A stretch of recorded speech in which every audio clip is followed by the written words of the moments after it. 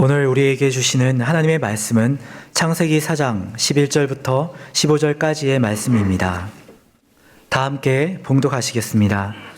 땅이 그의 입을 벌려 내 손에서부터 내 아우의 피를 받았은즉 내가 땅에서 저주를 받으리니 내가 밭을 갈아도 땅이 다시는 그 효력을 내게 주지 아니할 것이요 너는 땅에서 피하며 유리하는 자가 되리라.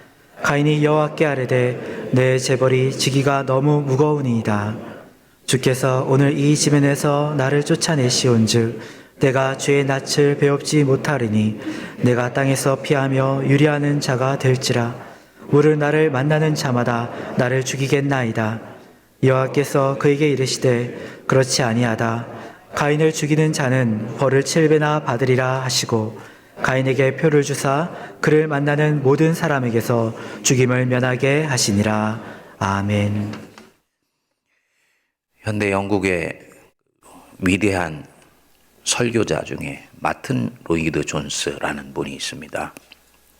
로마서 강해를 써서 아주 위대한 설교자로 그렇게 손꼽히는 분인데요.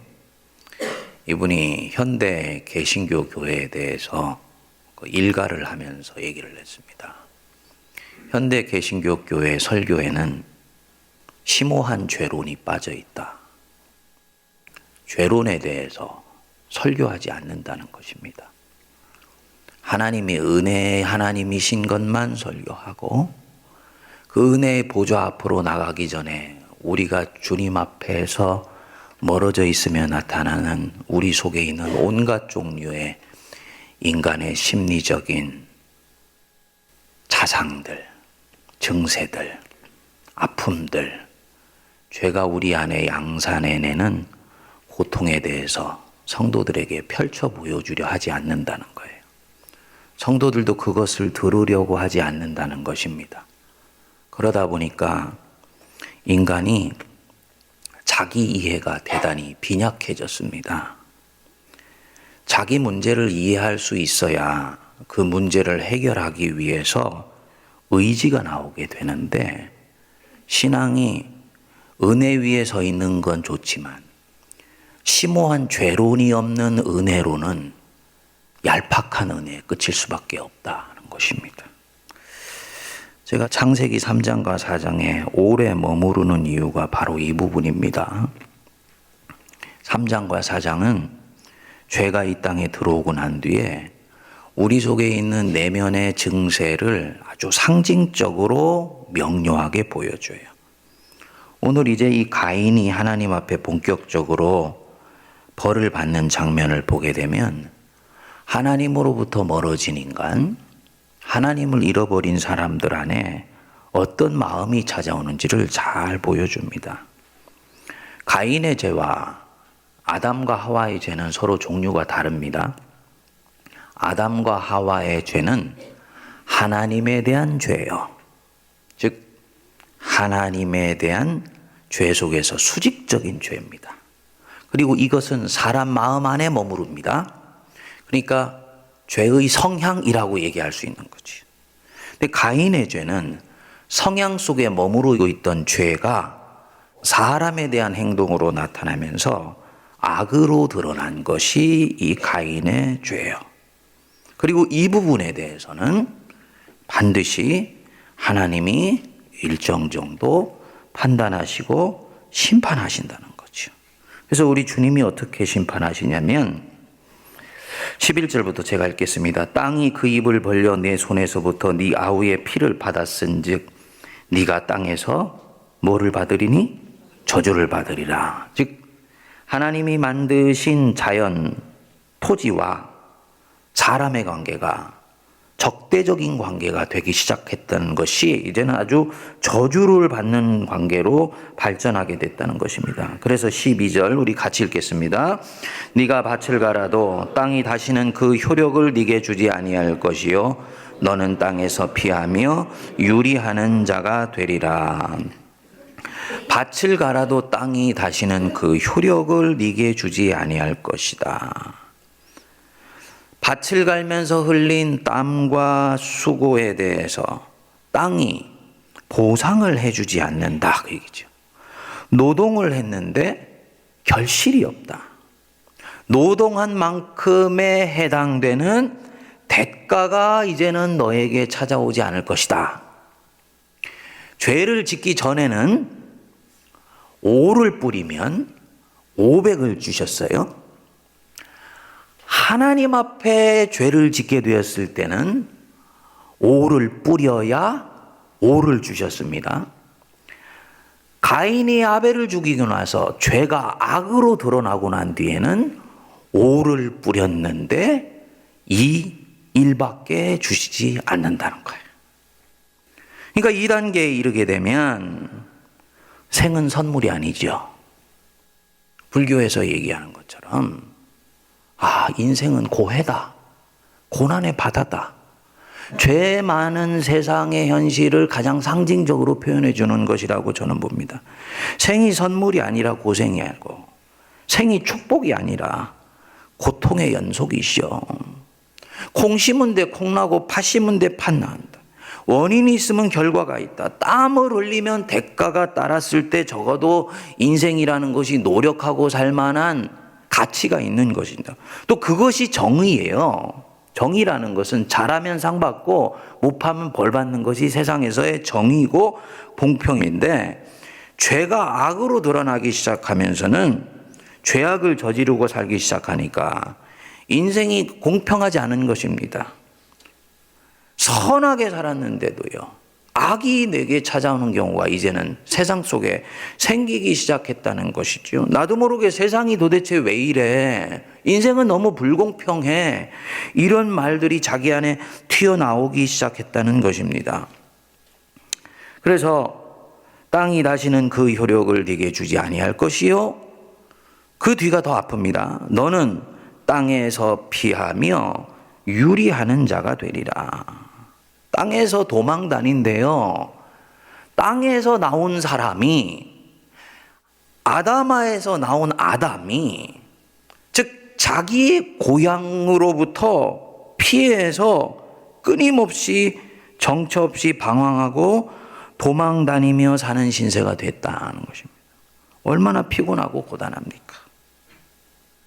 이게 죄악된 가운데 살아가는 인간의 삶의 실체고 진실이라는 거지요.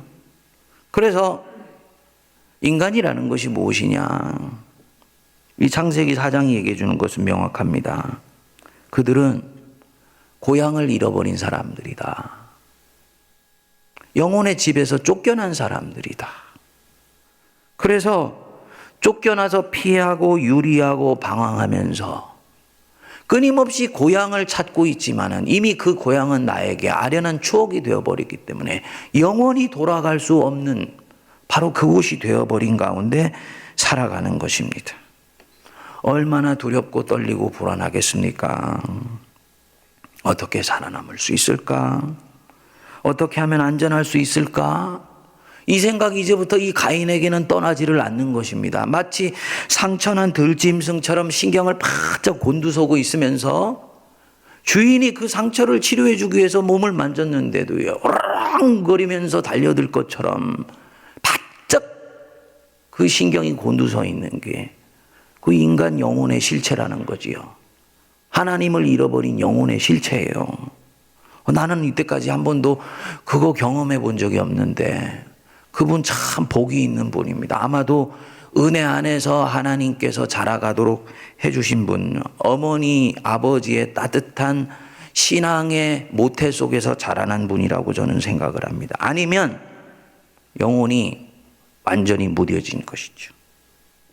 14절에 보시면 가인이 하나님의 이런 징벌에 대해서 자기 속에 있는 솔직한 심정을 얘기를 합니다. 우리 같이 한번 읽어보겠습니다. 주께서 오늘 이 지면에서 나를 쫓아내시온즉 내가 주의 낯을 배웁지 못하리니 내가 땅에서 피하며 유리하는 자가 될지라 물은 나를 만나는 자마다 나를 죽이리이다. 주의 낯을 배웁지 못하겠습니다. 이 히브리인들은 하나님의 얼굴을 햇빛에 비유해서 생각했다 그럽니다. 햇빛이 쫙 쬐면 죽어있던 식물이 살아나고 어둡던 영혼이 활짝 피어나는 것처럼 하나님의 얼굴을 뵌다. 이 말은 주님의 따뜻한 관심과 안전한 보호로부터 나는 영원히 떠나지 않으며 그분의 보살핌 속에 있다는 것을 그들은 말하는 것이라고 그렇게 얘기를 합니다.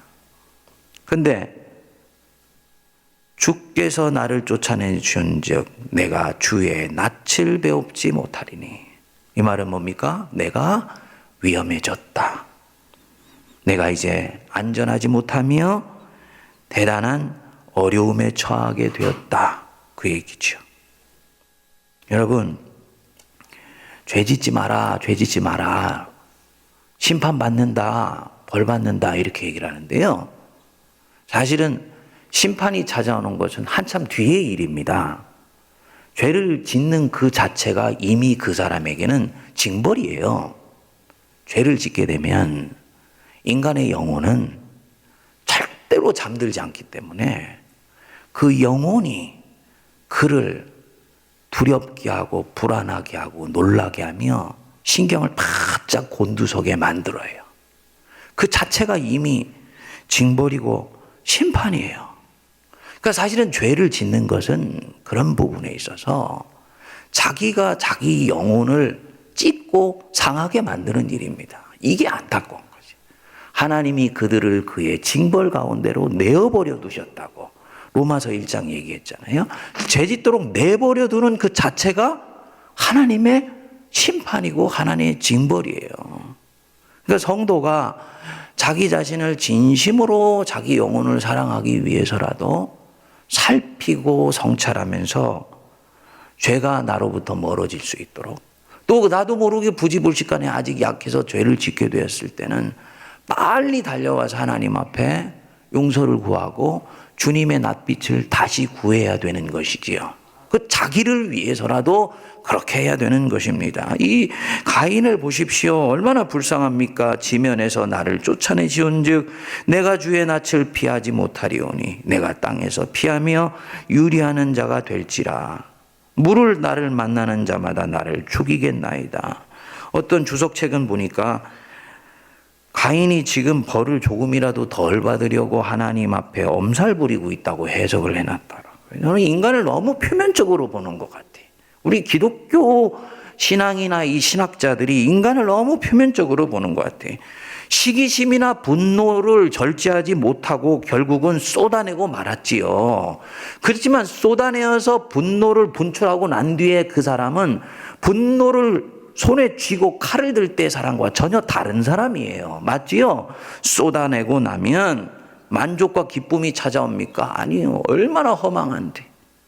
얼마나 자기 자신에 대해서 후회가 되는데. 당연히 자기 자신에 대해서 그 마음 속에 후회가 찾아오면서 그 가운데 심판을 받게 되니까 그 고통이 피부에 와닿기 때문에 가인이 지금 이 말을 하고 있는 것입니다. 이 말이 진짜 사실이냐? 나를 만나는 자마다 나를 죽일 것이니다. 사실이냐 아니냐? 팩트냐? 그의 상상이냐? 이것을 살펴보는 것보다 더욱더 중요한 부분이 있습니다. 뭐냐 하면 가인은 지금 자기가 이렇게 느끼고 있다는 것. 이게 훨씬 중요합니다. 그게 사실이건 아니건 가인은 지금 나를 만나는 사람마다 나를 죽일 것 같다는 느낌을 받고 살고 있는 거예요. 이거는 자기에게는 영혼의 진실인 것이지요. 그리고 이것은 굉장히 중요한 것입니다. 심리적인 팩트라고 얘기할 수 있는 것이요. 왜 이런 일이 일어났습니까? 자기 영혼이 있어야 되는 자리로부터 벗어나 있기 때문입니다. 영혼의 고향을 벗어날 때 찾아오는 마음이 바로 이 마음이에요. 만나는 사람들이 친구로 보이지를 않고 경쟁자로 보이고, 내가 조금이라도 신경을 내려놓게 되면 그 사람들이 나를 밟고 올라갈 것 같고, 내가 조금이라도 긴장하지 않으면 내가 가지고 있는 목표가 이 사람 때문에 날아가 버리게 될 수도 있는 것처럼 그렇게 느끼게 되는 것입니다. 절대로 그렇기 때문에 이 상황에서는 우리는 다른 누구를 호의적으로 대할 수가 없습니다. 나의 친구들이 아니고 적나라하게 얘기하면 내 원수고 내 적대자들인 거예요. 조금만 틈을 보여도 나는 그것 때문에 위험에 빠지게 된다고 생각하기 때문이죠. 여러분, 오늘날 이 현대인들이 이 가인처럼 살고 있는 사람들이 굉장히 많은 것 같아요. 어떻게 해야 되겠습니까? 잃어버린 고향을 찾아야 되지요. 주님 품으로 돌아가야 되지요. 그리고 교회를 한다는 것은, 주님이 교회를 주셨다는 것은 이와 같이 정글 같은 세상 한복판에서 살아가는 사람들에게 얘들아, 그렇지 않아. 낙원은 여전히 있어. 너희들은 정글 속에서 들짐승처럼 하이에나처럼 살아가는 사람들이 아니고 아버지 하나님의 품에서 사랑하고 사랑받으며 다른 사람을 보호해주고 보호받으며 섬겨주고 섬김받으며 살아가는 그런 에덴 동산의 하나님의 백성들이다. 이거 보여주는 곳, 그것을 경험하고 누리며 살아가는 곳이 교회입니다. 그것 위에서 교회를 주신 거예요. 근데 이제 묵상하면서 보니까 오늘날 교회가 그렇지를 못해요. 목사인 저부터예요. 얼마나 긴장하면서 예수를 믿고 교인들을 섬기는지. 제가 지금 감사한 것은 제가 우리 세문안교회를 와서는 동네에 있는 목욕탕을 갑니다.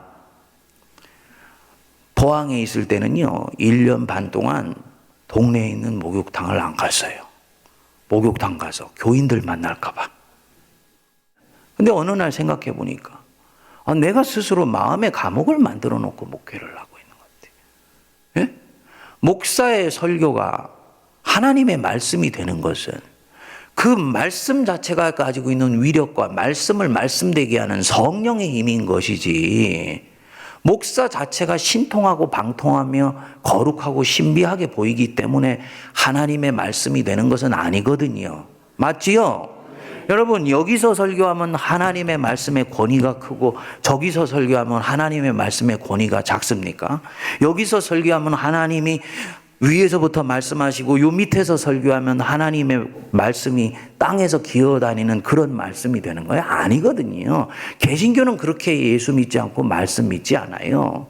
예? 하나님의 말씀이 말씀되는 것은 말씀 자체의 권위고 그 말씀을 말씀으로 듣게 하시는 성령님의 역사가 있기 때문에 하나님의 말씀이 계시가 되는 것입니다. 근데 어느 순간인가 한국 개신교 안에 설교에 대한 이해 안에 목사가 거룩하기 때문에 그 말씀도 거룩하다는 가톨릭적인 사고가 들어오게 되었어요. 그러다 보니까 그것이 발전해가지고 목사가 성도들한테 목욕탕에서 옷 벗은 걸 보면 성도들이 말씀을 말씀으로 듣지 않는다. 그래서 절대로 동네에 있는 목욕탕 가지 말고 가더라도 한 2시간은 떨어져서 가야 돼. 이제 웃으시네. 아까 제가 얘기할 때는 저녁에 무슨 얘기인가 하셨구만. 근데 지금은 제가 우리 동네에 있는 목욕탕 가요. 그렇다고 우리 남자 성도님들 저 보려고 동네 목욕탕 오지 마십시오. 예? 예. 만나면 여전히 겸연 적지요. 중요한 건 뭐냐면요, 감사하게도 5년 6년 더 교회를 섬기고 예수를 믿으면서 제 안에서 교회를 스피리추얼 홈, 영혼의 고향으로 생각하는 마음이 좀 더 자랐다라는 게 중요한 거예요.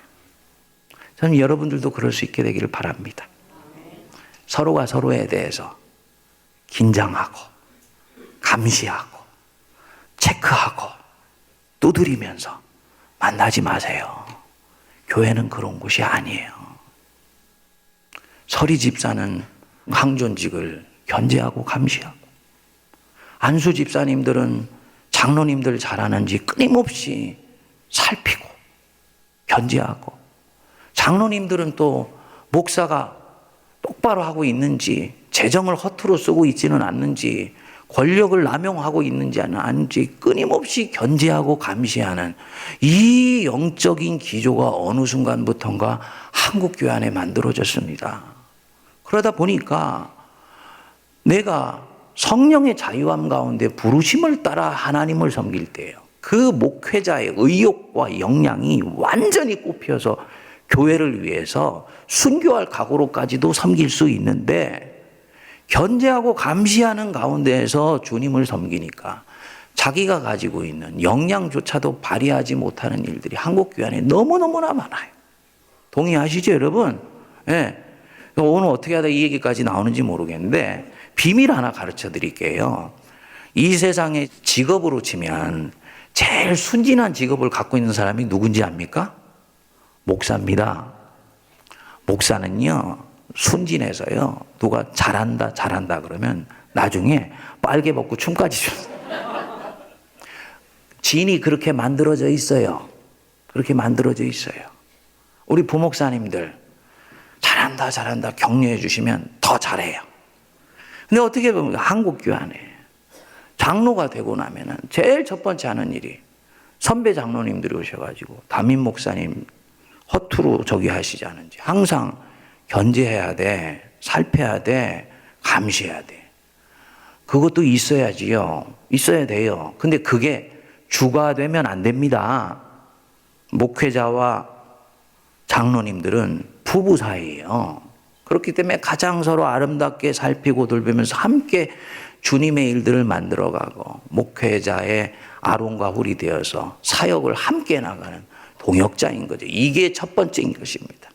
그리고 나서 목사님이 행여나 목사님도 해결하지 못한 죄 때문에 울타리를 벗어나지 않도록 건강하게 살펴드리고 조언해드리고 이렇게 돼야 되는 거죠. 안수 집사와 장로와의 관계도 그렇지만 제가 이 말씀을 여러분 드리는 것은 뭐냐면 교회는 감시하고 서로가 체크하면서 잘하고 잘못하고 있는지를 끊임없이 살피는 그런 곳이 아니고 영혼의 고향이다.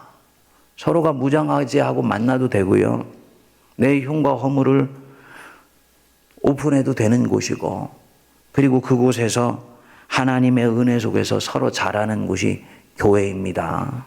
근데 우리 한국 교회 안에 스스로가 교회를 가인의 쫓겨난 땅으로 만들어 놓은 이 영적 흐름들을 새롭게 바꾸는 역사가 우리 세문 안에서부터 시작될 수 있게 되기를 바랍니다.